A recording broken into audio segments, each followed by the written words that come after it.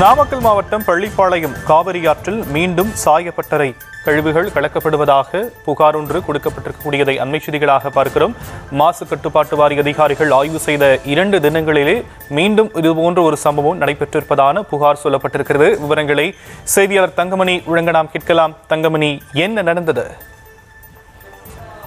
வணக்கம். அதாவது நாமக்கல் மாவட்டம் பள்ளிப்பாளையம் பகுதியில பிரதான தொழிலாக இருப்பது சாய தொழிற்சாலையாக இருந்து வருகிறது.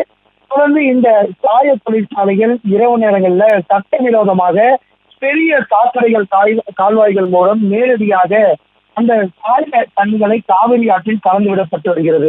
இந்த நிலையில தொடர்ந்து 15 நாட்களாக பள்ளிப்பாளையம் மற்றும் குமரபாளையம் சுற்றுவட்டார பகுதிகளில் இரவு நேரங்களில் அதிக வேதிப்பொருட்கள் நிறைந்த அந்த கெமிக்கல் தண்ணியை நேரடியாக சாக்கடைகள் கால்வாய்கள் மூலம் திறந்து விடப்பட்டு அந்த தண்ணீர் நேரடியாக பள்ளிப்பாளையம் காவிரியார் மற்றும் குமராபாளையம் காவிரி ஆற்றில் கலந்து விடப்பட்டு வருகிறது.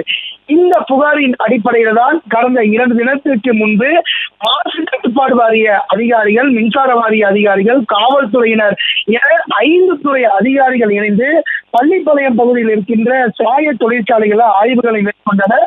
அப்பொழுது அங்கிருக்கின்ற உரிமையாளரிடம், இனிமேல் நீங்கள் இந்த தண்ணீர்களை சட்டவிரோதமாக காவிரி ஆற்றில் கலந்து விட்டால் இந்த சாய தொழிற்சாலைகளுக்கு முற்றிலுமாக சீல் வைக்கப்படும், மின்சாரம் துண்டிக்கப்படும் என தெரிவித்திருந்தனர். ஆனால் இன்றைய தினம் அதிகாரிகள் சென்று ஆய்வு செய்து 2 நாட்கள் கழித்து இன்றைய தினம் மீண்டும் இந்த சாய தொழிற்சாலைகள் தங்களுடைய அத்துணைகளை நடத்தி வருகிறது. குறிப்பாக பள்ளிப்பாளையம் காவிரி ஆற்றுக்கு அருகில் இருக்கின்ற 9ஆம் படி என்கின்ற பகுதியில மிகப்பெரிய சாக்கடை கால்வாய் இருக்கின்றது. அந்த சாக்கடை கால்வாய்களில் நேற்று இரவிலிருந்து தற்பொழுது விடியற்காலை வரை சுமார் 7 மணி நேரத்திற்கு மேலாக நேரடியாக அடர்ந்து சிவப்பு கலர் வேதிப்பொருட்கள் நின்ற தண்ணீர் நேரடியாக காவிரி ஆற்றிற்கு சென்று வருகிறது. இந்த காவிரி ஆற்று தண்ணீரை உபயோகிக்கின்ற பொதுமக்கள் பல்வேறு வியாதிகளுக்கு உள்ளாகின்றனர். கேன்சர், ஆண் மலட்டுத்தன்மை, பெண் மலட்டுத்தன்மை, குடல், வயிறு போன்ற பல்வேறு வியாதிகளுக்கு இங்க இருக்கின்ற பள்ளிப்பாளைய மக்கள் ஆளாகி வருகின்றனர். உடனடியாக இந்த சாய தொழிற்சாலை மீது நடவடிக்கை எடுக்க வேண்டும்.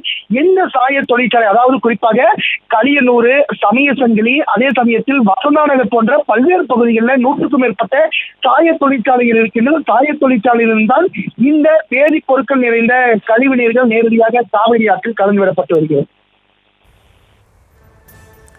விவரங்களுக்கு நன்றி தங்கமணி.